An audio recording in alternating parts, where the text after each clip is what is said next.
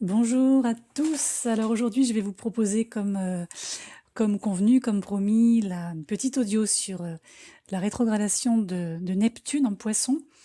Alors je vais essayer de pas être trop longue, je vais essayer de pas trop m'étendre, parce que c'est un petit peu le défaut de Neptune, de, de, de se dissoudre. Donc je vais tâcher de rester relativement carré, structuré. Donc dans un premier temps, je vais donner quelques pistes d'ordre général. Et dans un deuxième temps, je vais faire comme je le fais habituellement. On va regarder ce que ça peut donner ou ça semble donner, parce qu'avec Neptune, on n'est jamais très très sûr dans les faits, en signe par signe. Alors déjà, je voulais mentionner que, et ça va vous décevoir, que la rétrogradation de Neptune n'a rien d'exceptionnel, au sens où Neptune rétrograde tous les ans, à peu près à la même période. On est sur juin, novembre ou plus tard juillet, janvier, mais vraiment au plus tard. Donc en général, on est surtout sur ce deuxième semestre, enfin ces deuxièmes semestres. Donc en soi, j'ai envie de vous dire, il n'y a rien d'extraordinaire en soi. Par contre, c'est une rétrogradation qui est intéressante à prendre en compte avec le contexte, donc avec les autres transits qui ont lieu en même temps. Et là, en l'occurrence, le jour où je vous enregistre cet audio, nous sommes le dimanche 5 juillet 2020, jour de la pleine lune en Capricorne, et qui est donc, pour repositionner les choses, la dernière éclipse de pleine lune en signes cardinaux, dans l'axe cardinal. Donc par rapport à ce qui se passe et ce qui semblerait se passer avec cette rétrogradation neptunienne, il y a une forme de logique qui se met en place. Et c'est donc une logique qui revient tous les ans, d'année en année, mais avec évidemment une expression différente dans les faits. Alors déjà, Neptune en Poisson. Neptune en Poisson, bon, a priori, on pourrait se dire, c'est bien, parce que Neptune est la planète qui dirige le signe des Poissons, donc elle est dans son signe, elle est en domicile, comme on dit. Après, c'est vrai que c'est généralement en transit, ça a tendance à déclencher un raz-de-marée avec un potentiel de désintégration des structures qui ont défini notre identité. Alors, je dirais que en même temps que les anciens schémas et je dirais limites se dissolvent sous les vagues neptuniennes, on va dire ça comme ça, on a l'impression, il peut sembler qu'en fait on s'ouvre à des, des perceptions, des messages en fait, qui ne viennent pas de notre réalité propre, notre réalité connue. Ça vient de loin, ça vient du dehors, de l'en dehors. Et en même temps, c'est quelque chose qui nous met face à c'est déjà pas mal, à une désillusion avec la manière dont les choses ont été jusqu'alors. Vous voyez? Donc c'est en fait une opportunité qui vient de l'extérieur, qui n'est pas dans notre mental, qui ne prend pas sa source dans notre mental ou dans nos émotions. C'est beaucoup plus subtil que ça. Et du coup, ça entraîne ce genre je dirais, de réveil. Neptune, c'est une énergie qui aussi a tendance à réveiller. Alors pas de manière électrique, comme peut le faire Uranus. Neptune, c'est beaucoup plus subtil quand c'est bien vécu, ou c'est beaucoup plus, comment dire, ça a tendance à noyer quand c'est mal vécu. Alors, dans le sillage de ce Neptune, en transit, toujours, tout ce qui est familier s'est emporté. Voilà, c'est parti, ça s'en va. Et notre capacité aussi à nous réorienter efficacement peut être affectée par une forme de confusion, aussi par une forme d'épuisement, et aussi par l'insécurité de quitter la sécurité connue pour un potentiel évidemment inconnu. Alors sur le plan purement technique, la rétrogradation a démarré déjà le 22 juin 2020 dans le troisième décan des Poissons, entre 20 degrés et 21 degrés exactement. Et elle repassera en mouvement direct le 28 novembre, toujours 2020, entre 18 et 19 degrés, toujours des poissons, donc là plutôt deuxième décan. C'est un mouvement qui est donc relativement lent et qui nous donne je dirais donc une deuxième occasion de ressentir son impact entre ce 21e degré et ce 18e degré. Donc, par exemple, sur le plan individuel, si vous avez des planètes notamment personnelles, donc le Soleil, la Lune, Vénus, Mercure, Mars, un angle aussi, pourquoi pas, c'est vrai que vous devriez le ressentir peut-être un peu plus fortement que certaines personnes qui n'ont par exemple rien à cet endroit. C'est vrai que ça peut prendre beaucoup de temps pour apprendre à s'adapter à l'effet un peu trans, vous voyez, de Neptune. Et au fur et à mesure qu'il va se déplacer durant cette rétrogradation, en fait, on peut trouver des moyens de s'ouvrir à ces interventions, voire ces réalisations qui proviennent de ce domaine, je dirais, imaginaire, tout en nous assurant qu'il est possible de gérer notre quotidien, nos responsabilités quotidiennes.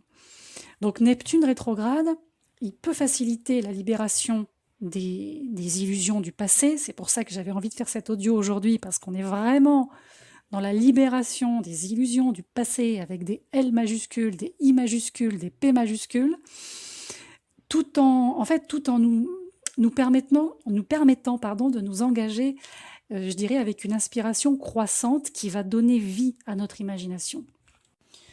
Alors, toujours sur le plan astrologique pur, cette rétrogradation va se faire à proximité d'un aspect intéressant qui est le sextile entre Jupiter et Pluton en Capricorne. Et on a aussi un sextile exact qui va se former entre Neptune et Jupiter les 27 juillet et 11 octobre. Alors, pendant que Neptune rétrograde, encore une fois, on peut créer des visions immatérielles avec des manifestations matérielles, surtout avec Jupiter et Pluton dans la danse, dans la course. Et du coup, ça va nous permettre de construire des structures pour soutenir et exprimer cette inspiration qui jaillit de l'énergie neptunienne. Alors, si vous avez été confronté, pourquoi je dis si ? Parce qu'on a tous été confrontés à des événements difficiles et, on va dire, propices à des illusions ces derniers temps, derniers mois, peut-être l'année dernière aussi. Les aspects, en fait, qui vont se former entre ce Neptune rétrograde et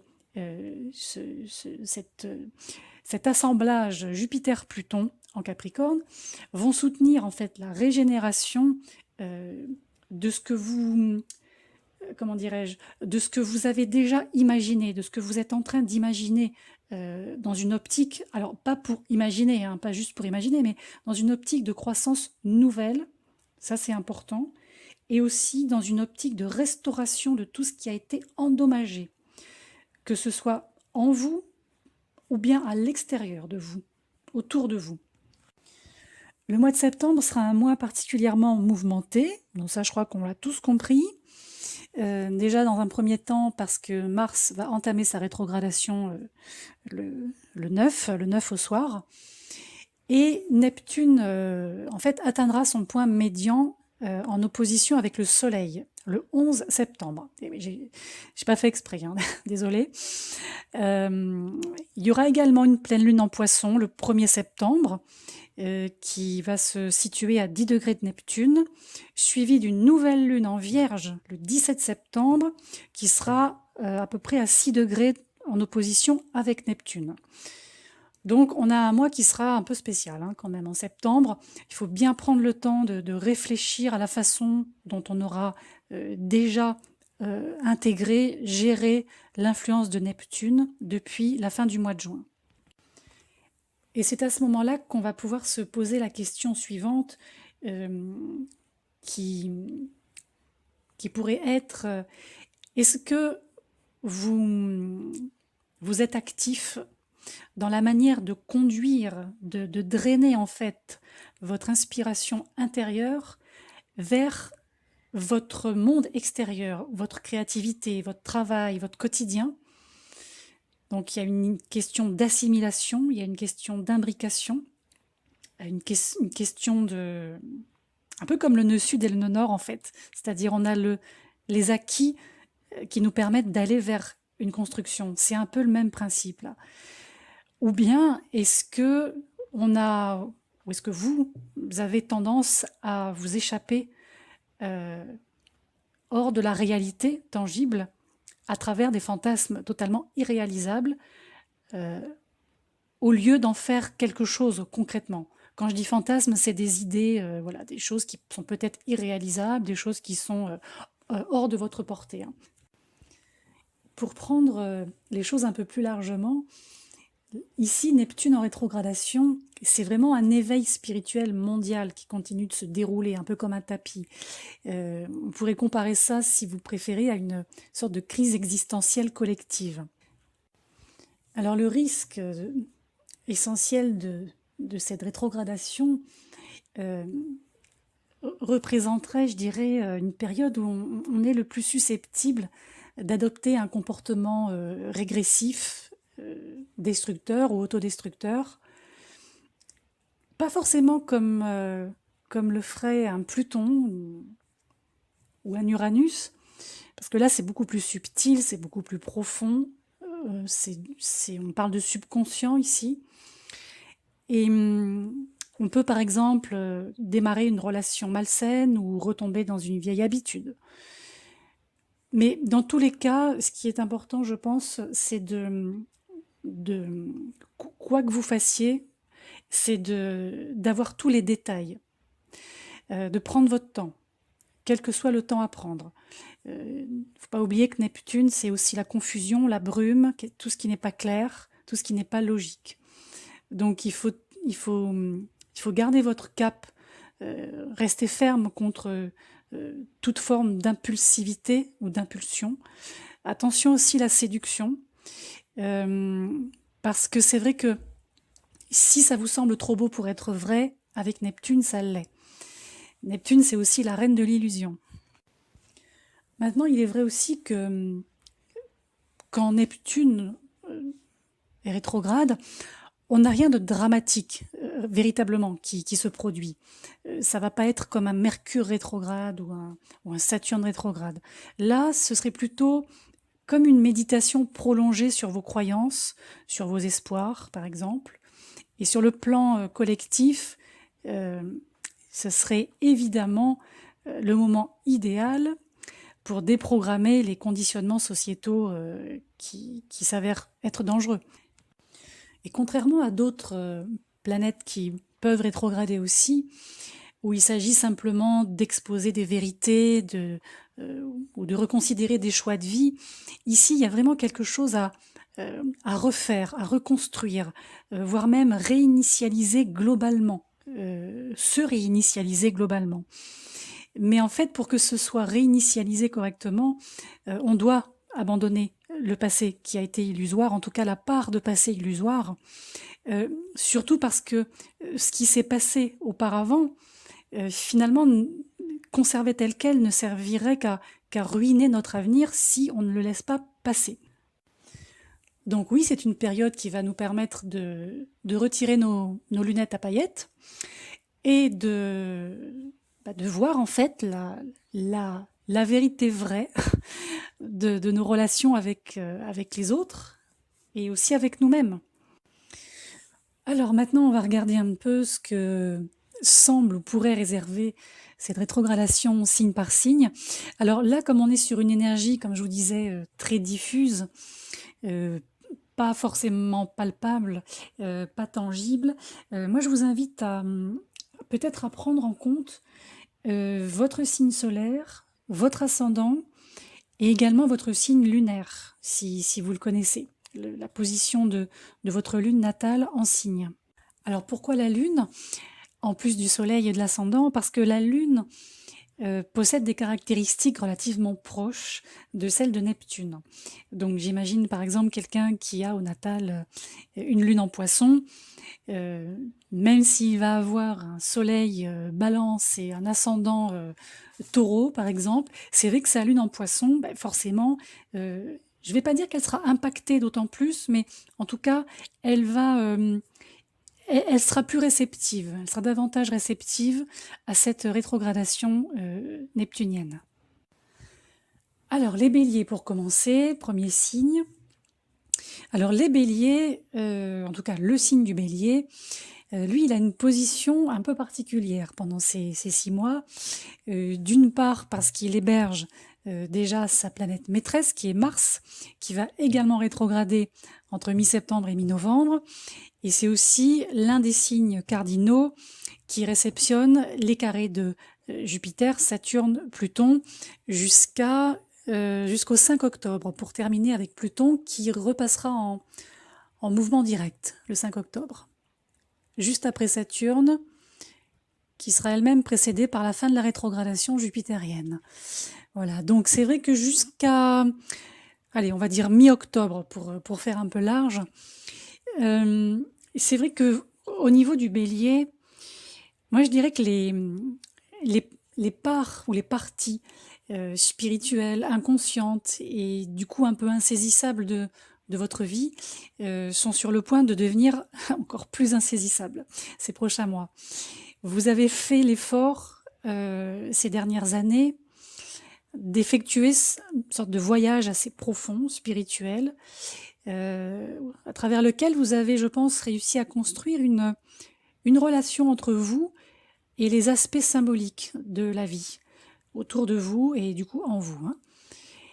Moi, je dirais qu'au cours des prochains mois, vous vous retrouverez, je pense, à regarder votre vie à travers un nouvel objectif. Alors quand je dis objectif, c'est pas au sens but, mais c'est plutôt au sens à travers une nouvelle perspective, une nouvelle lorgnette, vous voyez. Si vous pouvez consacrer quand même un temps suffisant, en tout cas un temps imparti, vraiment à continuer à développer cette âme qui prend de l'essor, qui prend de l'ampleur dans le bon sens, et tout ce qui touche aux soins personnels aussi, tout ce qui touche aux soins thérapeutiques. Alors le signe du Taureau, quant à lui, il héberge toujours Uranus. Alors pour ce signe, il peut être un peu difficile de voir distinctement où vous en êtes dans votre vie sociale. Également de vous sentir peut-être incapable ou difficilement capable, on va dire comme ça, de fixer des limites définies ou appropriées avec vos amis, par exemple, ou voilà, des gens un peu plus éloignés, avec le collectif.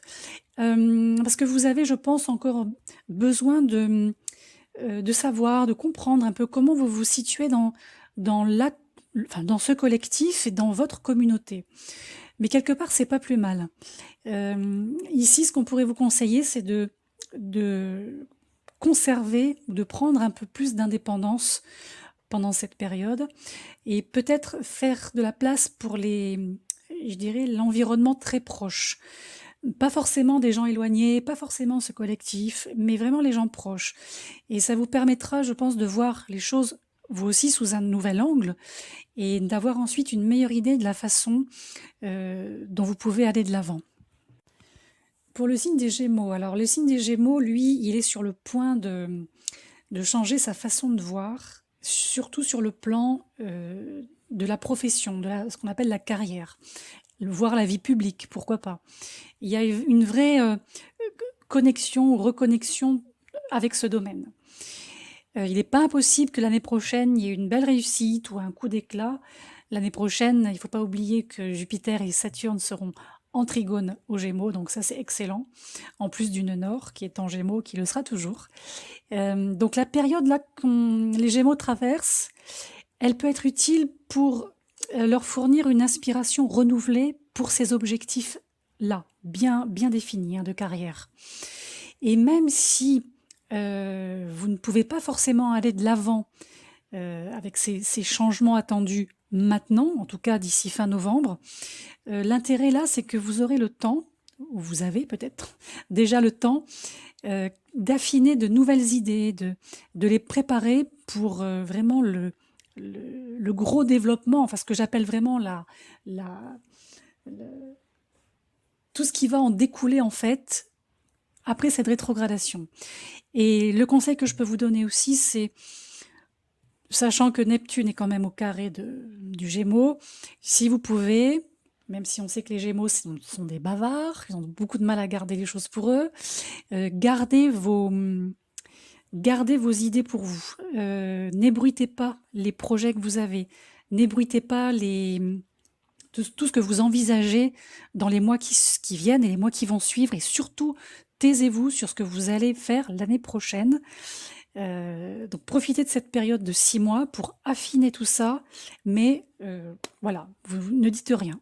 C'est en tout cas ce qui va pouvoir vous permettre aussi d'avancer et de ne pas vous faire court-circuiter en route. Alors pour le signe du Cancer, alors lui c'est un peu comme le Bélier, donc on est en signe cardinal.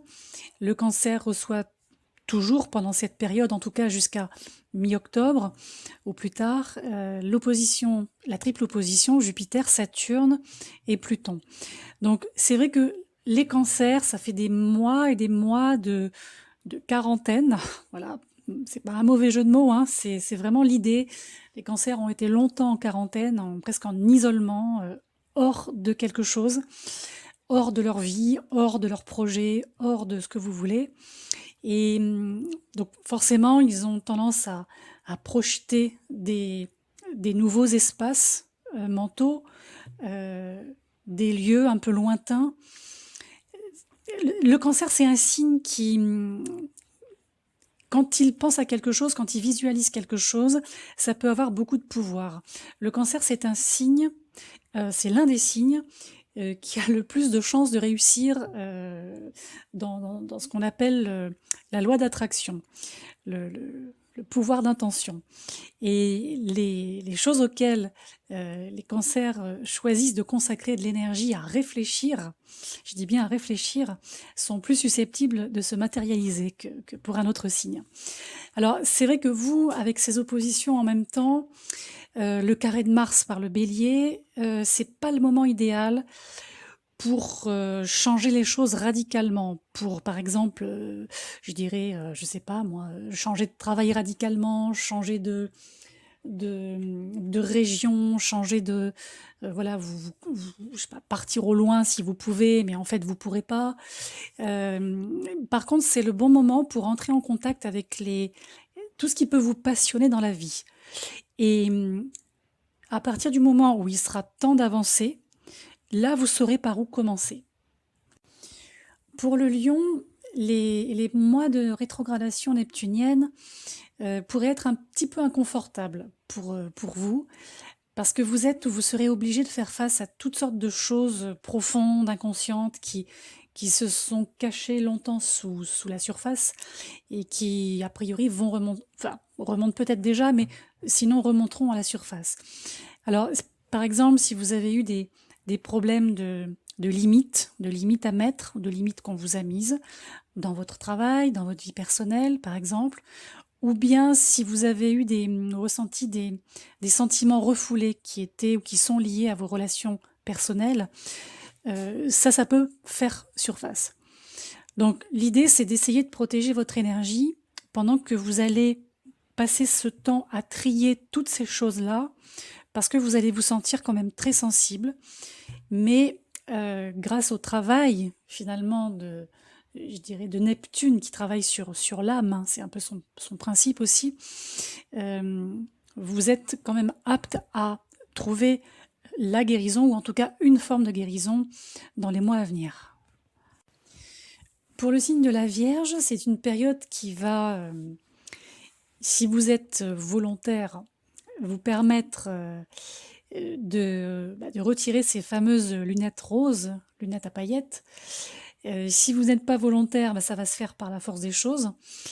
Donc il faut être prêt à prendre aussi, à prendre cette conscience des choses que vous aimez ou que vous n'aimez pas à propos de la personne qui partage votre vie, par exemple, et surtout affronter le côté moins glamour d'une relation. Je dirais aussi que il faut pas oublier que l'énergie là qui se joue entre vous et l'autre, c'est une énergie qui va, qui vient, qui fait un peu comme un reflux, un flux, un reflux. Et de toute façon, si cette relation est faite pour exister, pour perdurer, elle perdurera et de manière encore plus forte. Alors pour les balances maintenant, alors les balances, c'est vrai que c'est un signe qui a souvent tendance à dire oui à tout, dit très diplomatiquement, et il n'est pas impossible que vous pouvez commencer maintenant à réaliser que vous avez peut-être tendance à accepter plus que ce que vous pouvez, en fait, hein. Et je pense que le fait de mordre plus que vous ne pouvez mâcher, c'est pas amusant. Puis c'est pas sain non plus. Donc je pense qu'au lieu de vous sentir finalement complètement dépassé par toutes les tâches que vous avez soit déjà réussi à assumer par vous-même, soit que vous êtes en train d'assumer, peut-être commencer à, si ce n'est pas déjà fait, commencer à hiérarchiser et d'une certaine façon à réaffecter vos ressources personnelles. Peut-être aussi mettez, si c'est possible, votre indécision de côté, parce que là, il vaut mieux quand même faire quelque chose plutôt que de ne rien faire. Même si ce n'est pas pour le moment quelque chose ou des choses qui vous engagent sur le long terme ou qui changent votre vie, parce que vous aussi, signe cardinal, hein, vous êtes sous la fin des carrés jupitériens, saturniens, plutoniens, donc on est quand même sur beaucoup de réajustements qui ne sont pas exempts de blocages temporaires, mais l'idée c'est de pas vous bloquer vous-même en fait. Alors pour le Scorpion, c'est plutôt intéressant parce qu'on voit que là, votre énergie qui est, je dirais, émotionnellement expressive, peut ou va se transformer en quelque chose d'artistique. Alors si c'est un métier, tant mieux. Si c'est un passe-temps, quelque chose à côté, c'est bien aussi. Mais on a quelque chose de pas mal là. Et au cours des prochains mois, je pense que vous découvrirez en fait la clarté, c'est ça, la clarté de votre force créative, mais de manière revigorante. Pas juste créer pour créer. Là, il y a un côté revigorant derrière. Et durant ces quelques mois, vous pouvez aussi voir le monde à la fois dans toute sa beauté et dans toute sa laideur, je dirais presque en noir et blanc et en couleur. Et vous pourrez obtenir beaucoup de satisfaction en exprimant ces visions, ces réalisations à travers l'art. Donc, encore une fois, si c'est votre métier, c'est bien. Mais sinon, si vous avez même le moyen d'en faire un passe-temps de cette créativité, ça vous aidera aussi à déjà partager avec d'autres cette nouvelle clarté. Et puis pour vous-même aussi, peut-être de voir à travers ce prisme qui n'est pas forcément tangible, quelque chose qui vous ouvrira des perspectives pour l'année prochaine. Alors les Sagittaires, eux, ils ne sont pas à l'abri de jours de brouillard, petite période de brouillard. C'est un signe de feu au rythme naturellement rapide, le Sagittaire, et c'est vrai que leur façon habituelle de gérer des choses un peu intangibles, c'est d'avancer, de parcourir le monde, d'aller plus loin. Et là, je dirais que c'est pas vraiment ce qui vous est conseillé au cours de ces prochains mois. Le Sagittaire héberge le nœud sud. Le Neptune fait un carré au Sagittaire. Donc là, l'idée, c'est de rester ancré, d'être centré et présent, surtout au sein de votre vie de famille. Tout ce qui se rattache à vos racines aussi, ceux qui vous entourent, les proches, qui peuvent vous aider à avancer avec beaucoup plus de clarté. Ça, c'est vraiment dans le but aussi de vous montrer que la fuite n'est pas forcément la bonne solution à chaque fois. Là, l'idée, c'est aussi de vous mettre en face de certaines responsabilités a priori familiales. Alors, le signe du Capricorne, lui, il va, je pense, remarquer un changement dans sa façon de communiquer avec le monde qui l'entoure dans ces prochains mois. Je pense que les Capricornes, vous pouvez commencer à remettre en question les choses que vous dites ou aussi la façon dont les autres s'expriment. C'est vrai que c'est jamais amusant pour un signe terrestre très pragmatique comme le vôtre, de vous sentir un peu brumeux, un peu flouté ou flouteux, comme vous voulez, quand il s'agit de faire passer vos idées.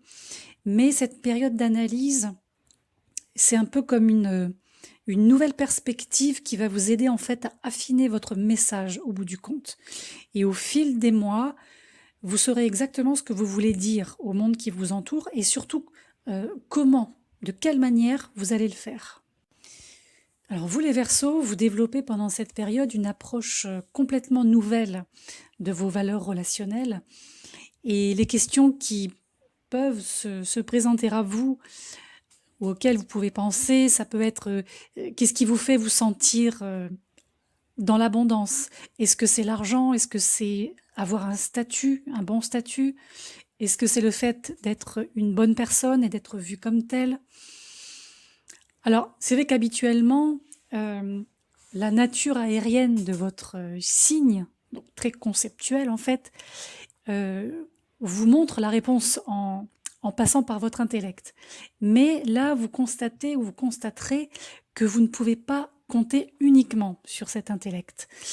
Là, aujourd'hui, pendant ces quelques mois, il faut écouter votre corps, vos sens, vos ressentis pour obtenir des indices sur ce qui est une priorité dans votre vie.